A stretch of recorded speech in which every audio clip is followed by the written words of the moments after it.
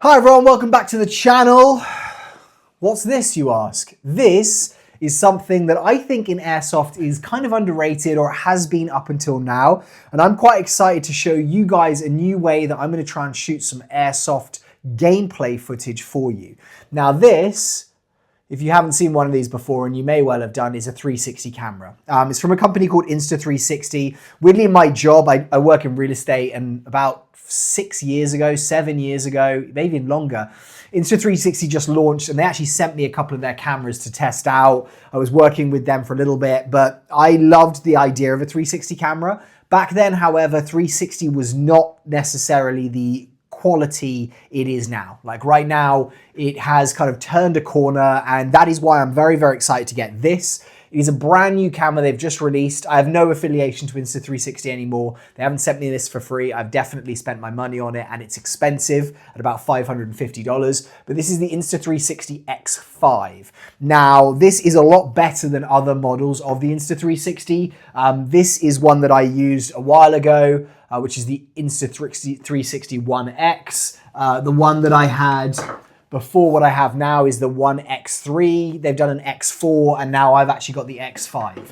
The reason I got this is because it is very good, apparently, in low light. Now, I shoot, or I have been recording video footage in an indoor place that I play, Battle Lab, and it is dark all the time. And so that has prevented me from using a 360 camera.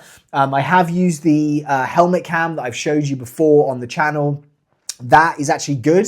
However, the last time I used it, the 4K version, I think I turned the exposure the wrong way because it all came out incredibly dark. So I saw them launch this and I was like, oh, you know what? I've not done 360 stuff in airsoft for a while. I used to make some footage with 360 cameras a while ago, maybe like 3 or 4 years ago, but I haven't done it in a while. And now they have a sensor which can actually take a lot bigger, or sorry, it can be a lot better in low light. I'm interested and I want to check this thing out. So tomorrow I'm going to be playing with this attached to me, but I think that this could be a really good thing for a lot of people who want to capture some good footage in airsoft, mainly because you don't actually miss anything. This thing is recording the entire way around, which means that you basically just hit play, or sorry, hit record. And then whenever you're playing, or for as long as you're playing, you basically have everything around you being captured. So the really great thing about that is that, you know, even if you're not looking at something and something happens off to your right, to your left, behind you, depending on where you have it mounted, you're going to capture it on film. And then you can go back afterwards and use your phone or whatever the studio is on your computer. And you can use the gyroscope on it. You can use whatever you need to basically recreate video files. So that means you can recreate it in portrait for shorts on YouTube or for Instagram, wherever it is. You can put it into landscape so that you can put it on footage for YouTube, for regular full videos. What I'm going to do is, if you want to see what this footage looks like, wait until the end of the video or skip forward if you want, and you can see different files that I'm going to create with just one recording on this Insta360. It'll all be from the same recording. I'm just gonna do a portrait one, a landscape one, probably like a zoom out one, zoomed in, and I'll just give you guys an idea of what the functionality with this is. Now, the only thing that is the issue that I've come across previously, which I think I've solved now, is the mounting of this. Now, how I mounted it previously, I'll show you. I would have a GoPro on my head, and then actually this is my Tokyo Marui NGRS. So it's a CQB-R that has been converted into, has been upgraded. I put a different rail on it, but I used to use this all the time when I used to use an AEG. So this is a recoil AEG, if you don't know an NGRS, a next generation recoil shock. But I found this M-LOK mount, which again, like I went between tons of different mounts. I was like, okay, how do I mount this thing on here? But I found this, which I quite liked, because I think a lot of the time you'll watch YouTubers especially, or people who are creating content around airsoft. I probably should get an actual screw to put this on. But they're creating content around airsoft, and they'll have one of the GoPros that faces back at them. And so you can see like first person view with the GoPro out, and then you can actually see a shot back at them when, you know, you're wanting to see what they're doing. And then also the other thing I found with this is when I mounted it here, it works as that light coming back at you. You don't get the first person view, but you do also get the recoil that you're seeing, this was an NGRS, so you only see a little bit of recoil, but you are actually seeing the bolt kind of moving. So almost this having it right here meant that I could look left or right if I was going around a corner or sticking this into different places. It could have the view looking back at me, and it could have the view looking here as well. The only thing it didn't give me, which I kind of didn't like very much, was the FPV, because FPV I think is how most people like to watch airsoft content.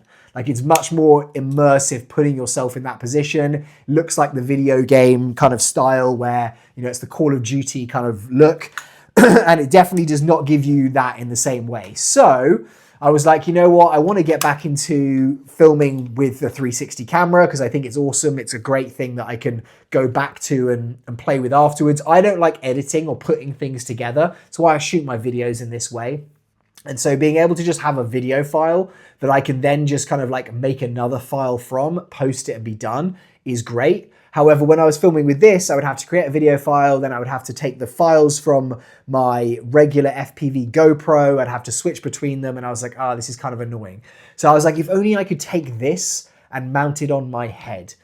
That way I could basically have the FPV, I could look around, I could have all of the options and the look. I could look down at this if I wanted to. I just need to find a way to mount it. The problem is you look like a unicorn.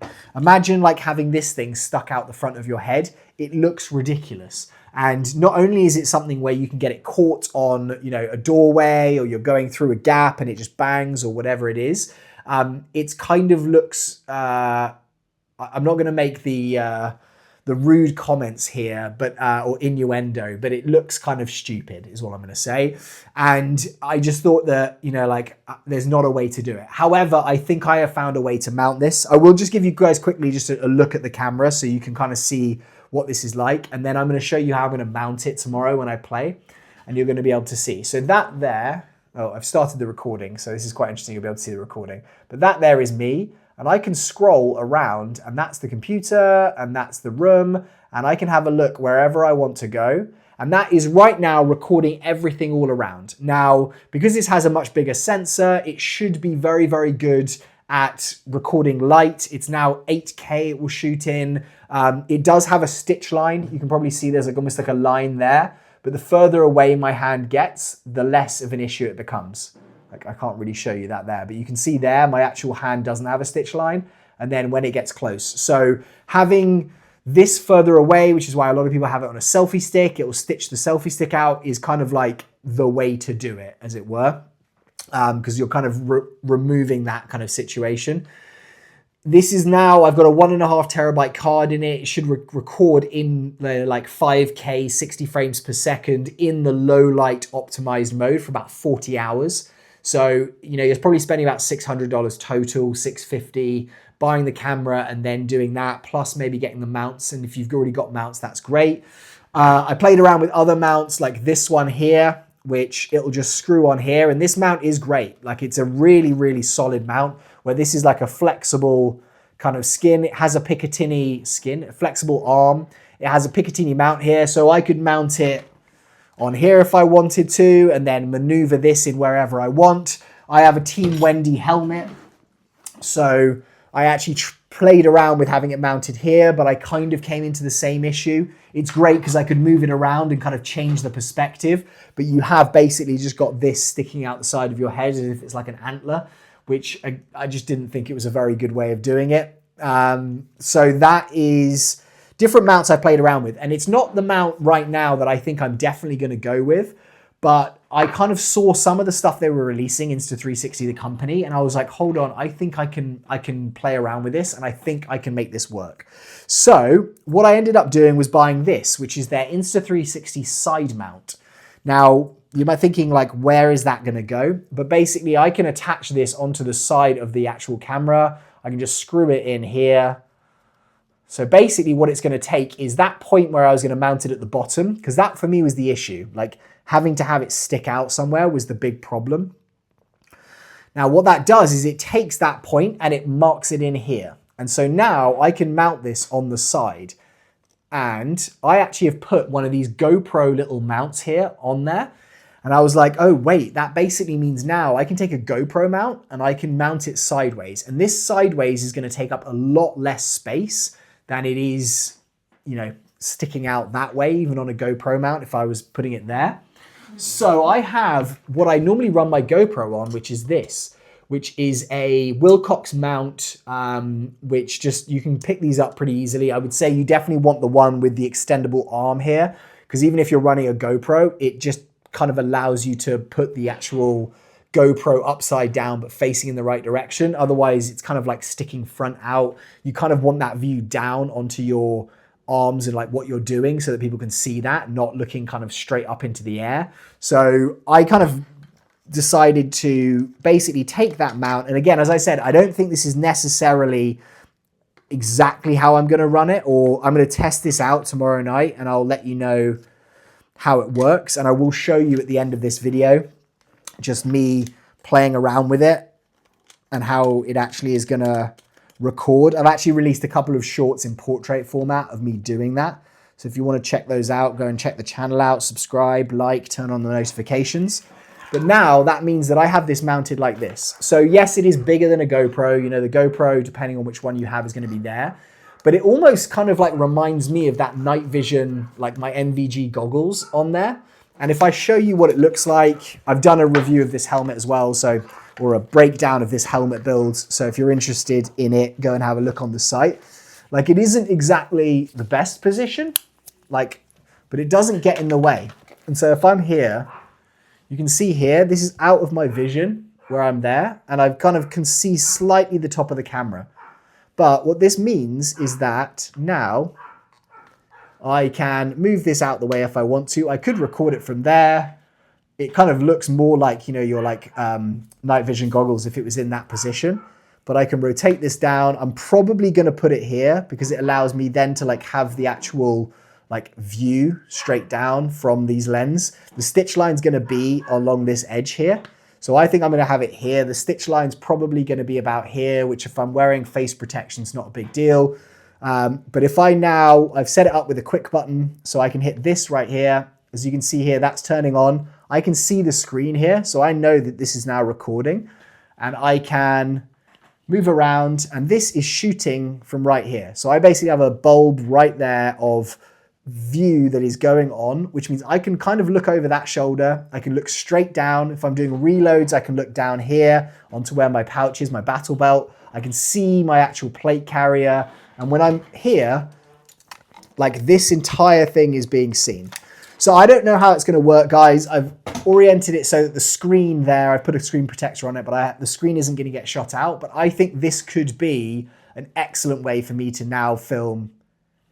Oh, I got a little break there. An excellent way for me to now film my gameplay content. So I just have to hit that there. It's going to turn it off. I need to make sure it's charged. You can get extra batteries for it. You can do all of those things. But I don't know. I'm quite excited for this, guys. I'd really like to know your thoughts. But right now, after I've finished speaking, I'm going to do a quick demonstration of some of the footage that you can get from this camera and the different edits that I can do for you guys. Hope you guys are good wherever you are. Please let me know what you think of this. I will put a link for the Amazon down below. If you want to buy this camera, definitely go through the link because it helps the channel. And as always, have a great day wherever you are, and I will see you in the next video. Goodbye.